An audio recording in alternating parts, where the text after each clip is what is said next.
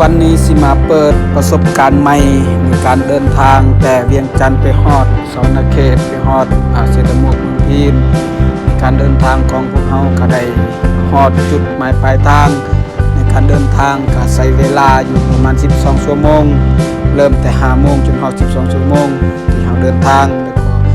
ในการเดินทางก็มีหลายอย่างที่เราเห็นว่าจะฝนตกแดดออกพาห้องอย่างต่างๆในการเดินทางของเราก็บ่มีหยังหยุดยั้งสำหรับในการเดินทางของเราก็ไปด้วยดีนี่คือการเดินทางที่อัปเดตให้ทุกคนได้เห็น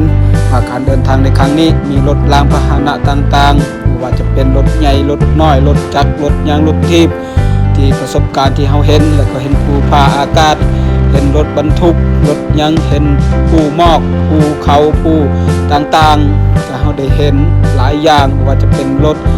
โดยสารรถจักรรถยังก็มีเห็นทางโค้งที่เขาเอิ้นว่าทางโค้งอันตรายแล้วก็นอกจากทางโค้งแล้วก็มีภูเขาแม่น้ำหลายอย่างเห็นป้ายนั่นป้ายนี้หมู่บ้านนั้นนี่เขาเห็นหลายอย่างเพราะว่าเราขี่รถจักรการเดินทางแล้วก็เห็นทางซื่อทางคดทางกดทางงอเราก็เห็นไปหมดในการเดินทางประสบการณ์ใหม่ของเราในครั้งนี้จุดนี้ก็แม่นฮอดจุดที่ขัวที่เราคอยแล้วก็ทางหน้ามีภูเขาที่สูงแล้วก็ทางข้างก็มีภูหมอกต่างๆแล้วก็ทางขวาก็มีเห็นทะเลคือน้ำคลอง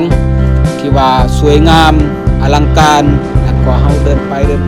อีกหน่อยนึงประมาณหน่อยนึงก็เห็นทางโค้งอีกทางโค้งนี้ก็เป็นทางโค้งต่อหน้าภูเขาหน่วยนึงแต่ภูเขานี้ก็เป็นภูเขาที่ต่ำบ่สูงแต่ว่าก็เป็นทางโค้งที่อันตรายแต่ว่าเฮาในการเดินทางขี่รถจักรของเพิ่นก็ขับขี่โดยยอดเยี่ยมและก็ดีใจมาฮอดจุดนี้ก็คือจุดที่มาฮอดก็คือจุดของพวกเฮาที่ได้เว้าว่าให้เปิดหน้าเพิ่นก็ว่าให้เปิดหน้าเพราะว่าเพิ่นบ่เห็นหน้าเพิ่นสิถ่ายแต่ว่าบ่เห็นหน้าเพิ่นให้เปิดหน้าค่อยก็เปิดหน้าให้เห็นแล้วก็ฮอดจุดที่ว่าของที่ไกลสิฮอดมาจุดหมายปลายทางฮอดจุดนี้ก็คือแม่นที่ขัวแล้วก็มีน้ำคลองขอขอบใจเนาะ